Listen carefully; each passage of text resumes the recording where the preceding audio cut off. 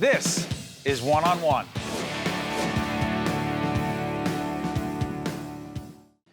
We are pleased to welcome Patty Greer, who is Chair of Legal Studies, Berkeley College School of Professional Studies. How are you doing? I'm doing well. How are you doing, Steve? We're doing great. We actually had a conversation with our friend Patrick Dunnigan at a law firm right around here.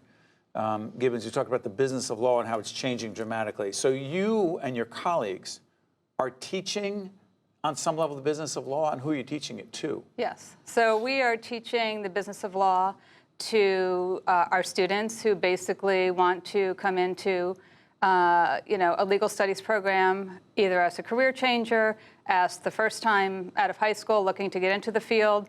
How do we teach the business of law? We have a specific course in law firm management and administration, but we try to, in all of our courses, give the real life experience, examples to our students of, okay, when we're practicing law, this is what happened. So they like that. They like that real life experience. So is it paralegal? Because I know you have a paralegal program. Yes. So we have a legal studies program, right, where we prepare students to either go into the paralegal profession, or there are those students who also want to go to law school.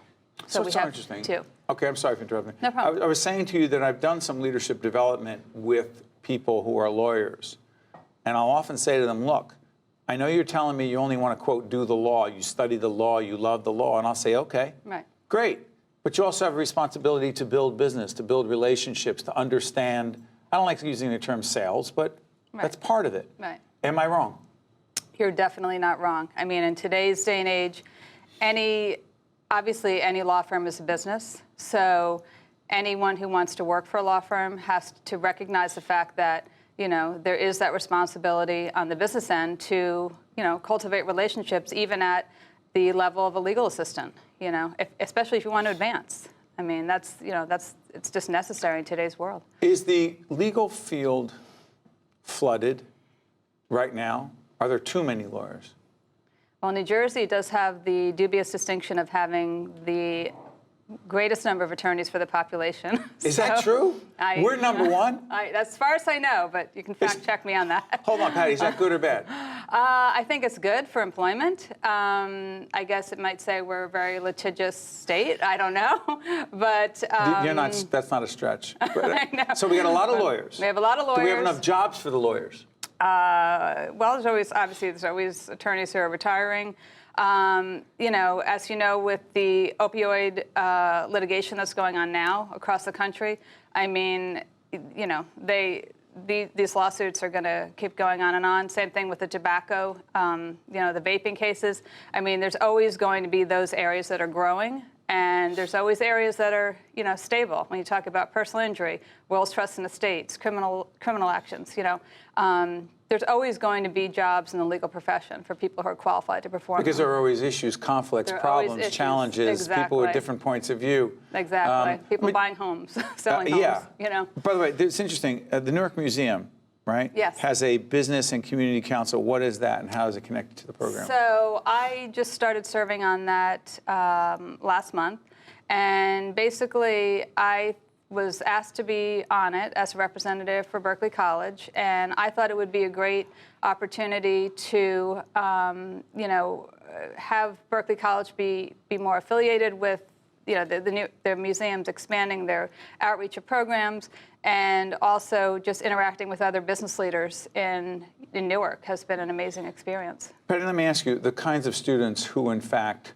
are part of this program, describe who they are. Is it a mixed group? Help us understand that. Definitely a mixed group, which is great because when you're teaching the classes as a faculty member, you have students who are right out of high school. You have students who are middle-aged, who are career changers, who are looking to get back into a career after being out of the workforce.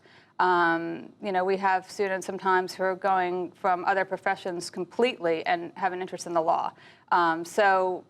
It's never a dull moment. Let's put it that way.